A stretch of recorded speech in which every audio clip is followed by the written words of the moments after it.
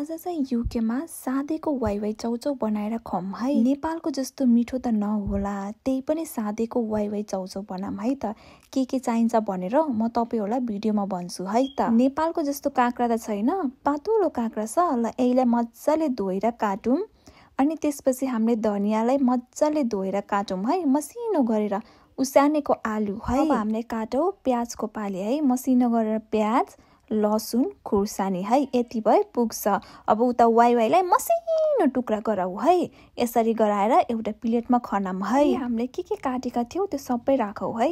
प्याज, काक्रो, धनिया, खुर्सानी, लसुन, उसिनेको आलु है। यति त तपाईको युकेमा बस्ने घरमा त सामान होला नि, हैन त? यति भएर भएपछि अब पालो आउँछ हामीले हाल्ने नुन अनुसारको स्वाद अनि अमिलो पिरो ट्वाक्काको लागि चाहिँ कागती है।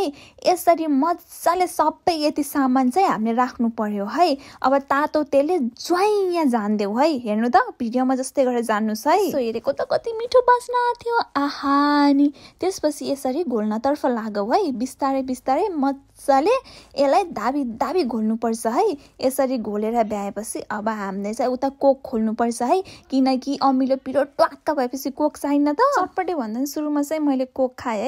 अब कोक खाएर भएपछि चटपटे कस्तो छ म भन्छु है। ल कस्तो मिठो छ, भिडियोमा हेर्दा पनि फेरि खाउ लाग्यो मलाई त यो चटपटे है। एकचोटि तपाईहरुले चाहिँ यो रेसिपी चाहिँ ट्राई गर्नै पर्छ है। युकेको चटपटे तपाईहरुले अब एकचोटि बनाएर खानु भयो भने फेरि खानुहुन्छ है।